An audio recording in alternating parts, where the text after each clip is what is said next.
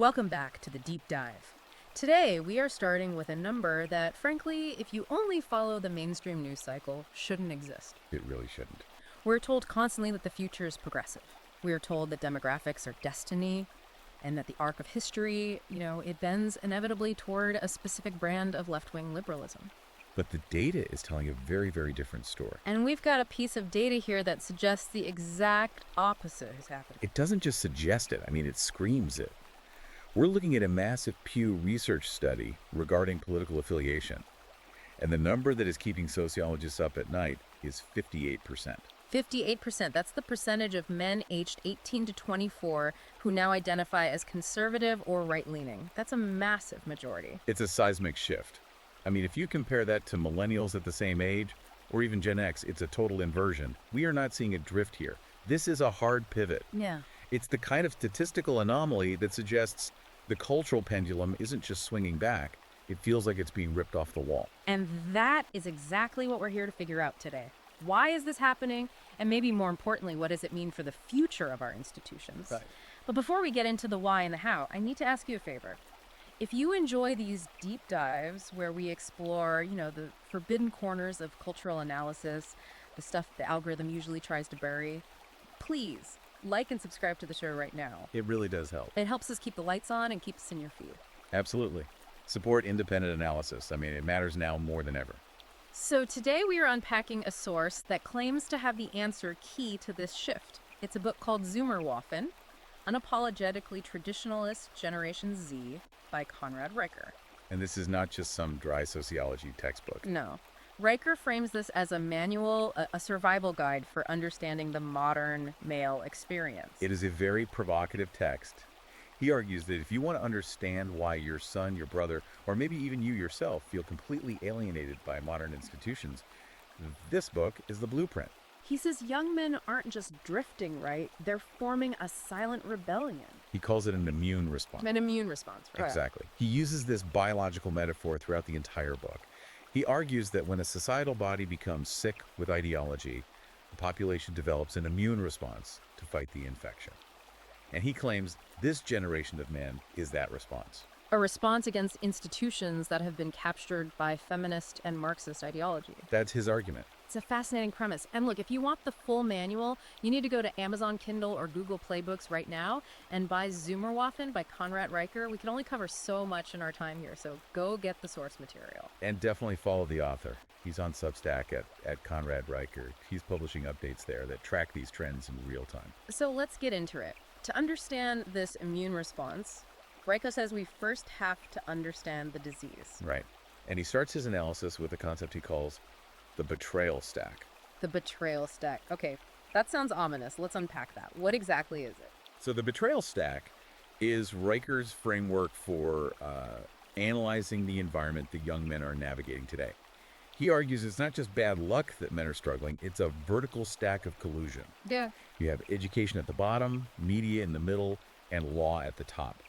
And his argument is that all three have aligned to punish male autonomy and reward compliance with a specific ideological framework. The book illustrates this with a really striking anecdote about a software engineer in Austin. This is what really grounded the concept for me. The 22-year-old. Yeah, a classic Zoomer. He lands a great job at a tech firm. He thinks, okay, I'm here to write code. That's my job. That's my value. Right. And according to the book, his code was flawless. He was a high performer, technically. Then he gets fired. And the reason wasn't incompetence. No, it was non-compliance. He refused to participate in emotional healing workshops run by HR. Is that right? Yeah. The book details this interaction vividly. HR was running these mandatory sessions on toxic masculinity detoxing. And this engineer, he just pushes back. And he says what? He tells them, this is a direct quote, "I solve problems with logic, not emotional vulnerability frameworks." Which, for an engineer, seems like a pretty reasonable stance. You want your bridge built by logic, not feelings. If the code compiles, the computer doesn't care. Riker points out that in the old world, the meritocracy, that answer would be fine. It might even be praised. But in the betrayal stack, that answer is a threat. He was fired for resisting emotional vulnerability. That is. Well, it's dystopian. It sounds like something out of a satire. But Riker claims this is happening everywhere. It's the moment the mask slips. Riker argues that for millions of young men, they grew up believing the lie.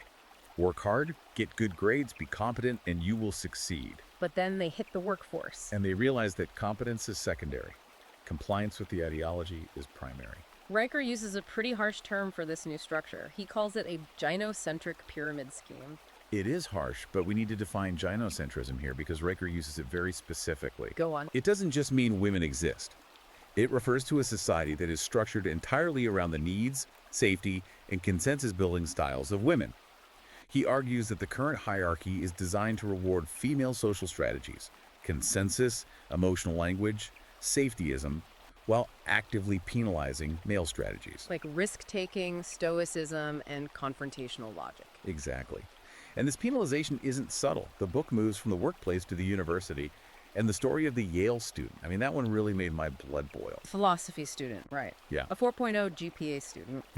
He circulates a petition. He's not being rude. He's just asking a question. He challenges the Department of Philosophy's new hiring quotas. He's basically asking, why are we hiring based on lived experience rather than logical rigor in a department that teaches Plato and Kant? In a sane world, that's a valid academic inquiry. Apparently not at Yale. He wasn't debated. He wasn't pulled aside for a chat. He was expelled. And the language they used is key here. The administration called him a threat to inclusive epistemic communities. Inclusive epistemic communities. Okay, that's a mouthful. Break that down for someone who doesn't speak academic woke. Epistemic relates to epistemology, the study of knowledge. How do we know what is true? They're basically saying that his reliance on objective logic, on Western rationality, was a threat to their community of subjective truth or lived experience. Well, the smoking gun was the internal emails he leaked. Oh yeah, from the diversity officers. They were celebrating his expulsion. They explicitly called it a victory against white cis hetero rationality. So rationality itself, the ability to think clearly and logically, is being framed as the enemy. According to Riker sources, yes. And this brings us to the core of the book's analysis of institutions, the woke cathedral. The woke cathedral, it sounds like a sci-fi villain lair. Where does that term come from? It's a term often used in neo-reactionary thought. It refers to the decentralized consensus between universities, the media, and government bureaucracy. There's no central leader, no pope of the cathedral, but they all preach the same religion. And Riker's argument is that this religion is at war with logic itself. Absolutely. There's this incredible example of the Discord debate. It started with a university quiz question. Is math patriarchal? I wish that were a joke. It wasn't. The university's official stance was that math objective right and wrong answers can be oppressive because it doesn't allow for multiple ways of knowing. Wow. But this is where we see the Zoomerwaffen beginning to form. The Gen Z guys on this Discord server didn't just get mad and yell slurs, they actually dissected the argument. They used logic. They treated the claim math is patriarchal as a symptom of epistemological rot. They used memes, yes, but they also used rigorous logic to trace the fallacy back to its root. They basically proved that if you reject objective math, you reject the ability to build a functioning bridge or code a computer. They didn't just win the argument, they humiliated the premise. But the institutions fight back dirty. The book claims Harvard is ground zero for what he calls the gynocentric presumption. Yeah, Riker cites data showing Harvard has disciplined more male students for speech violations than any other Ivy since 2015. The gynocentric presumption flips the legal standard. Instead of innocent until proven guilty, it's guilty until proven inconvenient. So if a woman feels unsafe, that feeling is treated as actual evidence of a man's aggression. That's the idea. And Title IX is the weapon of choice. The book details emails advising students to use Title IX not just for actual assault, which is what it should be for, but to suppress male dissent. It's weaponized administrative warfare. Right. And it even reaches into the hard sciences. There was the sociology PhD candidate. The one looking at emotional intelligence. Yes. He found data showing no statistical difference in EQ between the sexes. This, contradicts the popular narrative that women are naturally more emotionally intelligent. And his advisor told him to burn the paper. He called it academic hygiene. He said, if you publish this, you will never get tenure.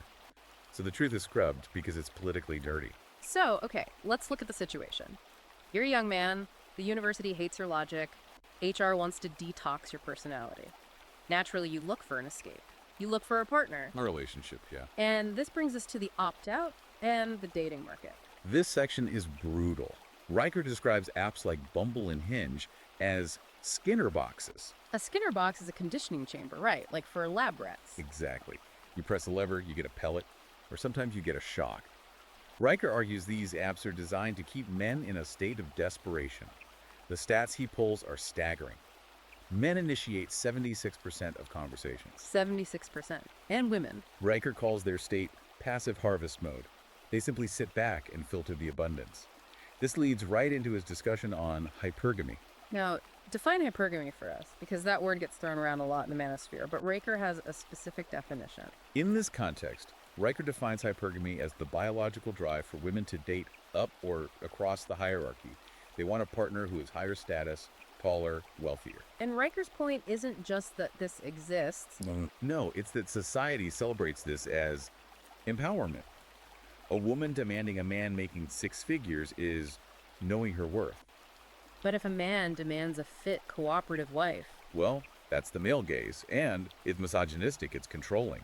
The book uses a great example from TikTok, the trend where women demand a provider man who pays all the bills, but also does half the housework. right, trad wife or drad hypocrite, I think was a phrase Riker used. Exactly. It highlights the double standard. You want the traditional provision, the man as protector and provider, but you want modern liberation from any traditional duties yourself. Riker just argues the math doesn't work. It's a bad deal. And because it's a bad deal, men are walking away. This is where MGTOW comes in. Men going their own way. And the media usually paints these guys as incels, angry losers in basements who can't get a date. Riker flips that entirely. He says it's not about that. He argues the male exodus is financial realism. They aren't checking out because they can't get girls. They're checking out because they've done the cost-benefit analysis and realized the juice isn't worth the squeeze. Right. They look at divorce courts, they look at alimony laws, they realize marriage is a legal trap where the state can strip you of your assets based on no-fault divorce. So they opt out. They live with their parents not because they're lazy, but to starve the rental market. It's a form of economic protest. There's a quote in this chapter that really stuck with me. I think I know the one. They're not angry because they lost, they're angry because they were lied to. That's the emotional core of it. They played by the rules, be nice, be vulnerable, be an ally, and they got crushed. So now they are checking out of the betrayal stack. And this is the crucial pivot in the book. They aren't just giving up. No, they are building something new underground. The intellectual underground. This is the part that actually gives me some hope. It should. Riker details how Gen Z men are rejecting the formal education system, which they see as compromised, and attending the true university of the internet. We're talking Discord servers, Rumble channels, Telegram groups. And they aren't just sharing memes, they're studying the trivium. The trivium. This is the classical framework of education. Grammar, logic, and rhetoric. It's how people learned to think for 1,000 years before the modern system took over. So why, I go back to that, why are 19-year-olds studying medieval logic? Because it's the ultimate defense against gaslighting. Riker argues that modern ideology relies on linguistic manipulation. If you understand logic, how to construct a valid argument, and rhetoric, how to persuade, you can dismantle a feminist syllogism in seconds. You can spot the fallacy. And the reading list these guys have is intense. Schopenhauer, Nietzsche, Marcus Aurelius. These are 18-year-olds reading dense philosophy. But they aren't reading it for a grade. Riker calls it armor. They are using what he calls new stoicism. Not to suppress their emotions, but to refuse to be emotionally blackmailed. Right. The culture weaponizes tears. If someone cries, they win the argument.